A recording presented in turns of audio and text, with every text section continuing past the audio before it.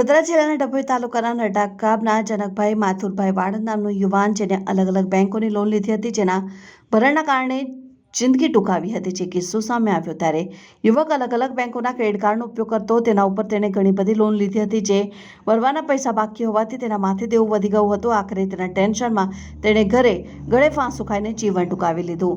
સમગ્ર મામલે પ્રાપ્ત વિગતો અનુસાર વડોદરા પાસે ડભોઈના નડા ગામ ડેકી ફળિયામાં જનકભાઈ માથુરભાઈ વાળંદ રહેતા હતા. તેમની પાસે વિવિધ ખાનગી બેંકના ક્રેડિટ કાર્ડ હતા, જેનો ઉપયોગ તેઓ કરતા હતા. તેમણે ક્રેડિટ કાર્ડ પર ઘણી બધી લોનો લીધી હતી. સાથે જ બજાજ ફાઇનાન્સ કંપનીમાંથી પણ લોન લીધી હતી. આ લોનના પૈસા બાકી ભરવાના હોવાથી તેમના માથે દેવું વધી ગયું હતું. દેવું વધતા ટેન્શનમાં રહેતો હતો. તે વાત મનમાં લાગી આવતા તેણે ઘરમાં ગળે ફાંસો ખાઈને જીવન ટૂંકાવી લીધું. વાતની જાણ પરિવારને થતા તમામ શોકાતુર બન્યા. મૃતકના પરિચિત જિગ્નેશભાઈ માથુરભાઈ પાટિયા દ્વારા અંગે ડભોઈ પોલીસ મથકમાં અકસ્માતની નોંધ કરવામાં આવી હતી ને અકસ્માતની નોંધ કર્યા બાદ ડભોઈ પોલીસ મથક દ્વારા આ મામલે વધુ તપાસ હાથ ધરવામાં આવી રહી છે. ડભોઈ પોલીસ મથકના હેડ કોન્સ્ટેબલ શૈલેષભાઈ ગોકળભાઈ આ મામલાની વધુ તપાસ હાથ ધરી રહ્યા હોવાનું જાણવા મળી રહ્યું છે.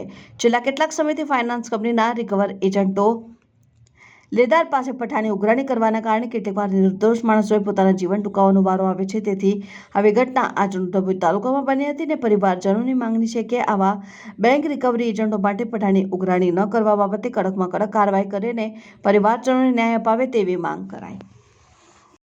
ક્રેડિટ કાર્ડમાંથી બધા અલગ અલગ બેંકના ક્રેડિટ કાર્ડમાંથી એને પૈસા ઉપાડેલા, જેની ભરપાઈ ના થતા વારે ઘરે ક્રેડિટ કાર્ડ વાળાના ફોન આવતા હતા કે પૈસા ભરપાઈ કરી દો ને, આવું થશે તેવું થશે, ઇન્ક્વાયરી થશે તમારી ફેમ છે. આરે HDFC બેંક છે, પછી બજાજ ફાઇનાન્સ છે, પછી કોટક બેંક છે, પછી RBL બેંક છે, યસ બેંક છે. આ બધા બેંકના એજન્ટોના વારે ઘરે કોલ આવતા હતા. એ ડિપ્રેશનમાં આવીને ભાઈ સુસાઇડ કરી લીધું છે. આગળ ઘરમાં જ કે ઘરમાં સવારે અમે કોઈ હતા નહીં, બધા ગયા હતા, બહાર ગયા હતા કામ ધંધા પર, અને ભાઈ એકલો હતો, એમાં સુસાઇડ કરી લીધું ભાઈ.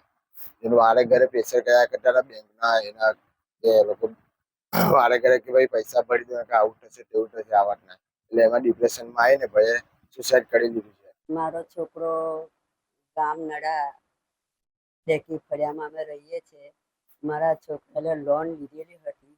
એ લોન મારા છોકરાની પરિસ્થિતિમાં ભરાઈ ના. મારા છોકરાને કાયમ એ લોકો ધમકી આપતા હતા. મારા છોકરાને ગાંડો કરી દીધેલો હતો. એટલે એને કાયમ એવી સજા આપો કે મારા છોકરાને મળી ગયો છે. અમારી આવી પરિસ્થિતિમાં અમારથી લોન ના ભરાય સાહેબ. એ લોકો કાયમ ધમકાયેલા કરતા હતા. રોજ થઈને ગાંડો થઈને મારો છોકરો આવતો હતો ઘરે. અમારો ભત્રીજો નામે જનકભાઈ મથુરભાઈ વાળંદ, રહેવાસી નડા. એ અલગ અલગ બેંકોમાંથી લોનો લીધેલી છે.